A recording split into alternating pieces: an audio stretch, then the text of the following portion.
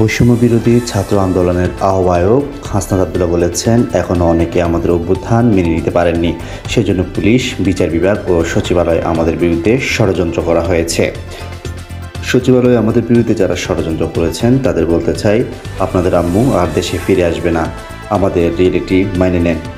মঙ্গলবার সন্ধ্যায় রাজধানী কেন্দ্রীয় শহীদ মিনারে মার্চ ফর ইউনিটি সমাবেশে আওয়ামী লীগের দোসর প্যাসিড সচিব ও সরকারি কর্মকর্তাদের উদ্দেশ্যে তিনি এই কথা বলেন।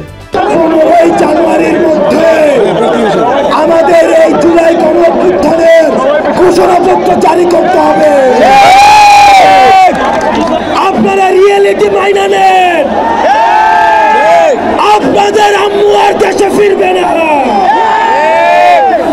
আমরা যাকে সীমান্তের ওপারে পাঠিয়েছি, এই খুনি হাসিনা দেশে পুনর্বাসন হবে না। আমাদের এই জুলাই গণঅভ্যুত্থানের পরে এই অভ্যুত্থানকে অনেকে মেনে নিতে পারে না, সেজন্য সচিবালয়ে, পুলিশে, বিচার বিভাগে বিভিন্ন সময় আমাদের বিরুদ্ধে ষড়যন্ত্র চলে। আমরা আপনাদেরকে বলতে চাই, অতীতে ছিল সতীদাহ প্রথা, এখন আমরা দেখছি নদীদাহ প্রথা। যারা সচিবালয়ে আমাদের বিরুদ্ধে ষড়যন্ত্র করছেন, আপনাদেরকে বলতে চাই, আপনারা রিয়েলিটি মাইনা নেন, আপনাদের আম্মু আর দেশে ফিরবে না। আমরা যাকে সীমান্তের ওপারে পাঠিয়েছি, এই খুনি হাসিনা দেশে পুনর্বাসন হবে না। প্রিয় দেশবাসী, আপনারা জানেন গত 16 বছর এই ফ্যাসিবাদী সরকার খুনি হাসিনা প্রত্যেকটি রাজনৈতিক দলকে, ফ্যাসিবাদী শক্তিকে নির্যাতন এবং নিপীড়নের মধ্য দিয়ে তাদের থেকে ভোটাধিকার কেড়ে নিয়েছে।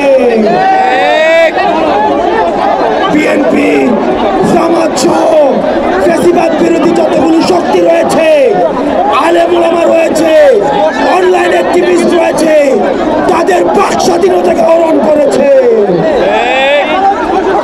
আমরা যারা জুলাই গণঅভ্যুত্থানে আমরা নেতৃত্ব দিয়েছি, আমাদের ডাকে সারা বাংলাদেশে মানুষ রাস্তায় নেমে এসেছে এবং আমরা এই হাসিনাকে পালিয়ে যেতে বাধ্য করেছি।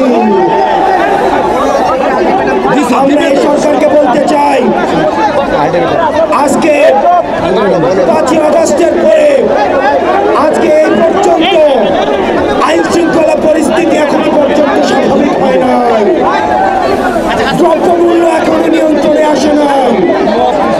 আপনি যদি মনে করেন, বারবার বলতে থাকেন সিন্ডিকেট এক হাত থেকে আরেক হাতে গিয়েছে, তাহলে আপনার কাজটা কি? যেখানে এই সিন্ডিকেটের হাত ভেঙে দিতে হবে, দ্রব্যমূল্যকে মানুষের নিয়ন্ত্রণে আনতে হবে, আইন শৃঙ্খলা পরিস্থিতিকে স্বাভাবিক করতে হবে।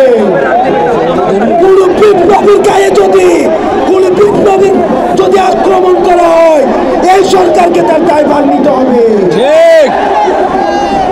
আজকে এতদিন হয়ে গিয়েছে, আপনারা জানেন আমরা এখনো পর্যন্ত বিচার বহির্ভূত যে হত্যাকাণ্ডগুলো হয়েছে, এই হত্যাকাণ্ডের বিচার নিশ্চিত করতে পারি না।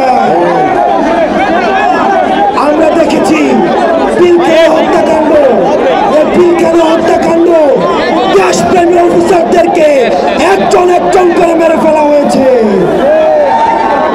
আমরা চাই অতি শীঘ্রই এই পিলখানা হত্যাকাণ্ডের বিচার নিশ্চিত করতে হবে। আমরা সবটা ঘটনাকে ভুলে যাই নাই। আমরা দেখেছি সব রাতের অন্ধকারে লাইট টিভিয়ে আলেম ওলামাদেরকে মেরে ফেলা হয়েছে। আলেম ওলামাদের বিচার নিশ্চিত, আলেম ওলামাদেরকে যে হত্যাকাণ্ড করা হয়েছে সেগুলোর বিচার নিশ্চিত করতে হবে। গত 16 বছর ধরে আওয়ামী লীগ যে নির্যাতন, নিপীড়ন, অত্যাচার, গুম করেছে, সেগুলোর বিচার করতে হবে। 5ই আগস্ট পরবর্তী বাংলাদেশে আমাদের আর কোনো শত্রু নাই, আমাদের একমাত্র শত্রু এই আওয়ামী লীগ। আওয়ামী লীগের বিরুদ্ধে